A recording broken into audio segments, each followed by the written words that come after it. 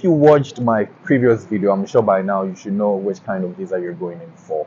I've explained that in my previous video. If you're new here, please go back and then take a look at that. That will help you and will make it easier for myself and then you out there. So today I'm going to focus on people who want to go to school or who want to come to school in the US. So that is going to be an F1 visa. That's what I'm going to be dwelling on. But this is a disclaimer.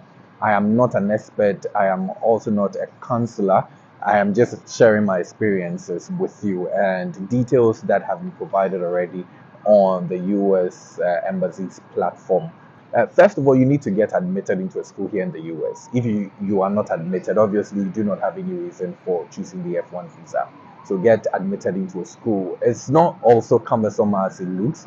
Go on to the various school portals here in the US, check it online, and then you can apply for it.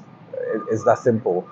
You will be admitted. If you're not admitted, they will tell you why they cannot admit you, so you move on to the other schools. But you look at it, you choose the program that you want to go in for, and then you are good to go. If you are admitted, mostly the school fees here, it's quite, huge. It's difficult for you to pay in bulk like that. So what people do is to get onto the scholarship regime, and that helps because there are a lot of scholarships for people. That's the international students. So check that also on the portals that you go on. Get a scholarship. You can get a scholarship as much as 80% scholarship, and you don't need to pay huge like that. But if you do not get a scholarship, that doesn't mean that your chances have been shut. You can still try your luck by, supporting with your proof of funds. If you have a lot of funds, that is going to be easier for you. So first of all, get admitted into a school, and then if you get a scholarship, that is a plus for you. If you do not get to, well, we can still move on. When you're done, the school is going to provide you with an I-20 form.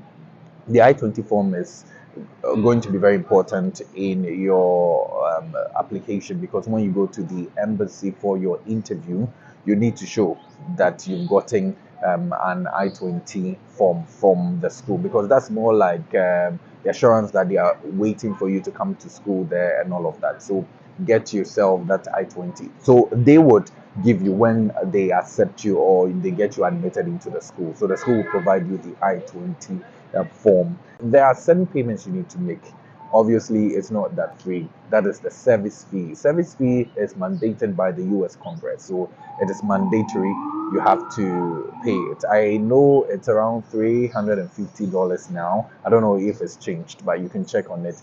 You pay, and that gives you that mileage or that leverage that you are coming into the US and you've paid. You need to show that proof when you get to the interview section on that very day that you are going to be given. So you need to pay for the service fee and also your visa fee. Check out how much it costs now.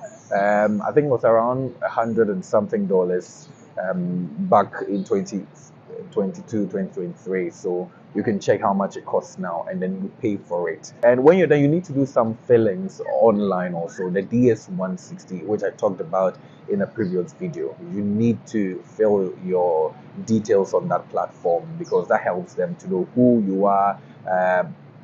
It gets them to know more about you, basically. So you need to fill the DS-160. Even before I move on, let me remind you that this is my YouTube channel. You can like and subscribe. There are a lot of videos that will come your way. I'll be sharing my experience on the very day I went for the interview. How rigorous it was or how easy it was and all of that, and other things I'll be sharing. So please like, share, and subscribe. Let's get going. You fill your DS-160 as I made mention of. Now you go onto the US interview portal. That is where you're going to apply to get a date to come for your interview at your respective location. Remember that when you pay at the GT Bank, that is for those watching me from Ghana, there's one thing that you get. You get a receipt, and on that receipt, there's an MRV code that is given you. That is more like your PIN. You do not have to show it to anyone, or don't give it to anyone, because that can be used by others to get it. But your details are actually on it. So you get your MRV code. That's what you use to open a portal, that's the US interview portal, and then you can book an interview date. I'll do a video on that, how to even get an early date, because mostly when you check on it now, you get a very far date, which will not help you, obviously. But I'll teach you how to do that. So quick things.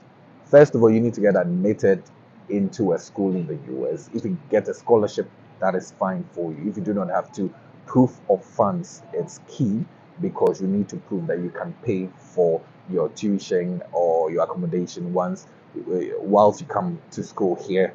Also, you will need to pay for your service fee, which is mandated by law. So you need to pay $350. You pay for your visa fee, and then you are good to go. It's not really cumbersome as that, but I can also help out if you need further information. Well, this has been my YouTube channel, and I've been just running by you some quick things here. I have another video coming up. Subsequently, I'm going to talk to you about those who want to travel on the visit, and also those who want to travel to work. The others coming up. Peace out.